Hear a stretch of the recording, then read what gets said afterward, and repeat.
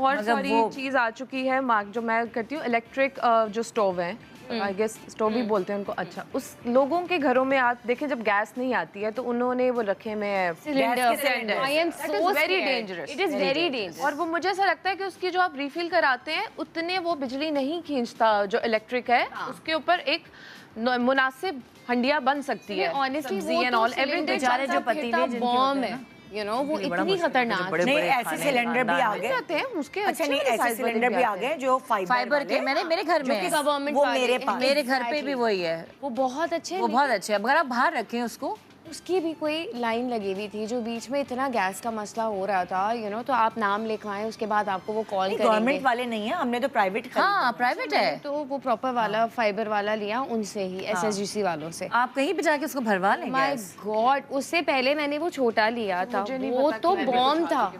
जब उसको रिफिल करवाते थे ना तो वो उसका जो नॉब होता है उधर से आग आनी शुरू हो गई। मैंने कहा भाई ऐसे तो मैंने ये देखा है कि वो इलेक्ट्रिक क्या इतना, मतलब मुझे तो अपने बिल में कोई खास फर्क नहीं लगा जब से मैं हॉट प्लेट नहीं, ये दूसरे होते हैं हॉट प्लेट। अच्छा, आप कुकिंग नहीं कर सकते। तुम इलेक्ट्रिक स्टोव यूज कर, मतलब जब गैस ना आ रही हो और आपको कुछ बनाना है तो आपके पास घर में ऑप्शन होनी चाहिए। Very good idea. मगर छोटी फैमिली के लिए मैं आपको बताऊं, बेचारे पतीले चढ़ाते हैं जिनकी फैमिलीज बहुत बड़ी बड़ी हैं, लेकिन वो गैस के टाइम पे चढ़ा देना। गैस हमारे यहाँ तो ये भी प्रॉब्लम है ना कि गैस ही नहीं आती है। नहीं, हमारे तो आती नहीं लाहौर में तो गैस, हम तो हैं ही सिलेंडर पे। हमारे यहाँ तो मैंने दो रखे। लेकिन इसने बहुत अच्छा आइडिया दिया कि एक इलेक्ट्रिक स्टोव ले लें। हाँ, बजाय जो हम गैस के लेते हैं वो एक तरह से आपको वाकई एक टेंशन तो है यार, गैस का चूल्हा घर में खवातीन यूज कर रही हैं। मेरी तो बच्चियां जो काम करने वाली बच्चियां वो यूज करती हैं, नॉर्मली बन जाती है। मुझे डर लगता है उनके, मुझे भी बहुत डर लगता है, इसलिए मैंने फाइबर का रखा हुआ है। मैंने उसके अलावा वेजिटेबल्स और आपने रोटी, बहुत सारी चीजें, आप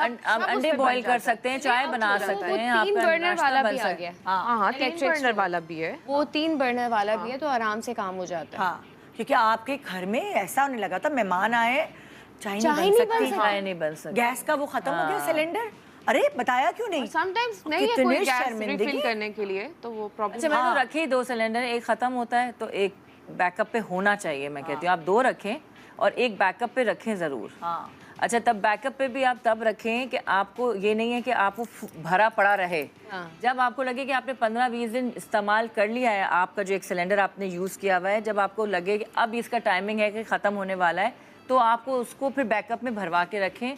डे 1 से उसको भरवा के नहीं रखें, जैसे आप सिलेंडर को दोनों को भरवा के रख लें। नहीं, आप उस वक्त भरवाएं जब वो आपका आधा हो जाए, फिर आप वो बैकअप वाले को हमारा इस डिस्कशन से हमें ये समझ आई कि जो इलेक्ट्रॉनिक आइटम है वो अच्छा खरीदें, अच्छी ब्रांड का लें, वो एक इन्वेस्टमेंट है, वो अच्छी ब्रांड का लें ताकि वो देर तक चले, बजाय इसके आप बार बार एक चीज को खुलवाएं, उसको सही करवाएं। ऐसे ही है। और अगर कोई लेटेस्ट चीज आ रही है, न्यू टेक्नोलॉजी आ रही है, तो एक्सेप्ट करें। ये मत कहें कि नहीं हम वो पुराने ही असूलों पर चलेंगे और हम उसी तरह इधर से मशीन से कपड़े निकालेंगे, इधर डालेंगे। और प्लस मुझे ऐसा लगता है माइक्रोवेव भी हमें एक थोड़े बड़े अच्छे साइज का लेना चाहिए, क्योंकि हम कभी कभार डिशेस गेस्ट आते हैं, छोटा सा माइक्रोवेव में आप बार बार रख के उसको गर्म करने से। जितने भी आ रहे हैं ना वैसे जो बिल्डअप वाले हैं वो छोटे आ रहे हैं। मैंने वो तो एक शो के लिए लगाया हुआ है मैंने, बट मैंने बड़ा वाला माइक्रोवेव रखा हुआ है क्योंकि उसमें डिश प्रॉपर एक डिश आ जाती है। हाँ। जितने भी आपके बड़े ब्रांड्स के जो माइक्रोवेव है वो छोटे साइज के आ रहे हैं, उससे बड़ा साइज आता ही नहीं है। उन्होंने वो साइज बनाया है ना किचन में इंस्टॉल, बिल्ट-इन वाले किचन, वो मैंने शो के लिए रखा हुआ है कि किचन भी मेरा अच्छा लगे, बट मैंने ऊपर एक बड़ा वाला, जैसे ये तुम कह रही हो ना वॉशिंग मशीन पुरानी, मेरे मियाँ को एकदम हो गया माइक्रो में मेरा खाना गर्म नहीं होगा। ये मेरे मियाँ को भी भूत चढ़ा, माइक्रो में मेरा खाना गर्म नहीं होगा। मैंने कहा यार अगर तुम्हारा मैंने स्टेक बनवाया है, ठीक है, उसके अंदर सॉस है, वो मैं दोबारा तवे पे दोबारा गर्म करूंगी या कोई ऐसी चीज होगी तो उसका सारा सॉस तो चूल्हे पे लग जाएगा। तो तुम ऐसे कैसे कह रहे हो कि माइक्रो में नहीं होगा?